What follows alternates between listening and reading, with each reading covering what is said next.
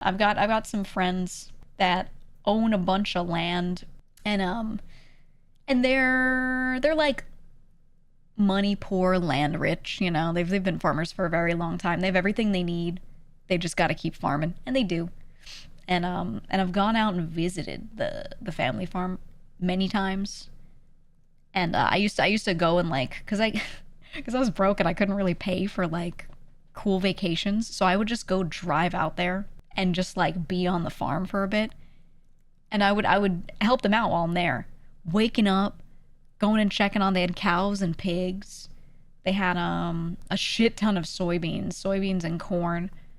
Dude, it was nice, but you get so used to just like you see some sort of vermin, you just pick it up with your hand and fucking throw it, you know? Like you become really desensitized. Really desensitized. And we would do like vermin hunting and stuff too, which was fun. So, you know, partially I was out there for that. They had nice chickens. They had really nice chickens. Some of them were kind of assholes, but they had this one chicken that I really liked. And I'd pick her up. She was a really nice hen, and she likes to be held. So I'd just pick her up and carry her around with me, because if I picked her up a little bit and put her back down, she'd start following me. So I'd just carry her around. So I'd be walking around the farm with a chicken under my arm and just like just hanging out. She was so nice. She was so nice. I loved that damn chicken. Her name was Henry. I think her name was Henrietta, like a hen joke, but they just called her Henry. So I just called her Henry, man. That was just Henry. She was cute as hell. I liked that chicken. I don't know, it was nice. It was me getting my regularly scheduled bit of farm life in before going back to concrete, you know? It was pretty good. Oh, I had pet ducks. Oh, yeah. They weren't their pet ducks, but they had ducks that would migrate and be there for a good amount of time, and they would just feed them. They just fed them as if they were their ducks, and they were super nice, but definitely more wary of people because they weren't 100% farm raised. But they had a pond that they had created, and had a little pump to like clear out the water and stuff and filter it, and the ducks loved that pond. So for good chunks of the year, they would just be there. They'd just be chilling. Yeah, I like ducks too. I like any of the parks that tend to have a lot of ducks. I like to just legitimately, one of my favorite pastimes, go to park, sit on bench where there's some water, stare at ducks for an hour. Not even joking. Turn brain off, stare at ducks. If anyone sits down and talks, we talk, that's it. If no one does, great. I'm staring at the ducks. I love that shit, man. My uncle had a pigeon that would hang around every summer. The pigeons really do like get to know you. And here there's a lot of them. If you start feeding them, they will just shack up right on your roof or like your windowsill. They're also notoriously, they build really stupid nests. So I've had, on some windowsills and things in the past, I've had a pigeon try to build a nest, and it's straight up like, I had one year, a pigeon, she had an egg, and her nest was like 3 sticks in a corner. And she laid her egg, and it was like not even on the sticks. It was a foot away across the windowsill, and she was sitting on the sticks and just staring at the egg. So I made her like a little thing. I got one of those little baskets that you can put like plants in, but I just didn't put plants in it, and I just put it out there and put the egg in it, and she started like nesting in there. And I was like, she was so stupid. Yeah, natural selection. They're notoriously really dumb, and yeah, pigeons are like, I think they're, you could probably search for like stupid pigeon nest and you'll see really bad ones. Really bad ones. But it's cute. It's cute. So I helped out that one year. But every year, everywhere I've lived, I've always had pigeons living somewhere. They are domesticated. They are, and that's why I was like, I'm not gonna, if it's something that is a fully wild animal, I'm not gonna help it like that. I'm not, like, there are certain things where I might, if it's, you know, whatever, but if it's something where there's a ton of them, there's a ton of this animal and they're wild, I'm not gonna help them. Even if I feel bad, like, you just really shouldn't.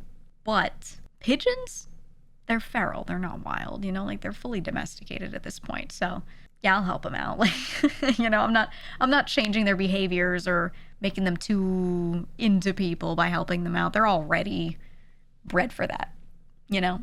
I hate seeing videos of people feeding bears. Oh my God. It's the worst. If it's not a domesticated animal, you really just shouldn't, you know? And if there is an issue with one and it needs help, you can call any sort of regional conservation anything and ask them what to do, and they'll tell you if that animal is one that they do want to help because they need to help them, or if it's not, if they're like, nah, those are invasive, just leave it, it sucks, but you know.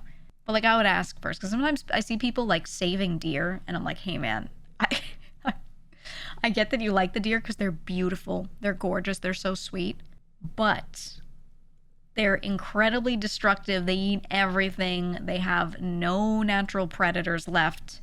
They're actually a scourge. Like, we need them hunted, you know? Like, so it really sucks, but you should leave them. Yeah, hunting season exists. I mean, yeah, like it's hunters primarily here hunt deer in the US because you need to. If you didn't have hunters, the populations, they're already out of control, but they'd be even worse. You know? You want to save the deer, then save the wolves too. Yeah, exactly. Like, you have to have both. And there are no wolves, man. There's so few or none in most areas. So you need people out there. You need some dude out in camo going, hell yeah, brother, and whatever. He's necessary for the environment. We need him.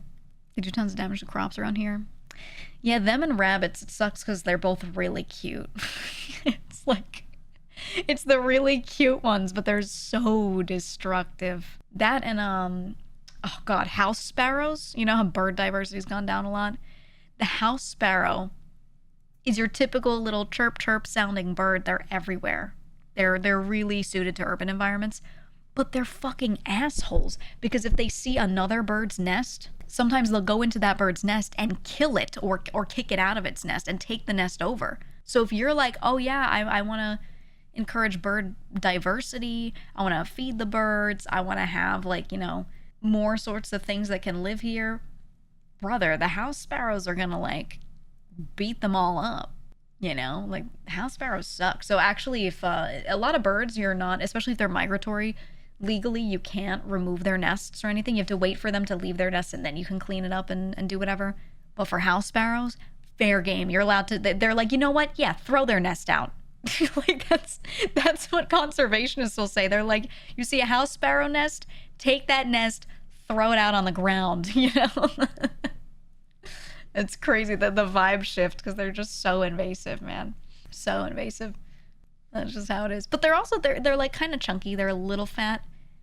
So you can encourage, if you get little bird houses and you have the opening be, I think, is it like 1.5 inches? There's, you can look it up. There's a diameter of opening for the birdhouse.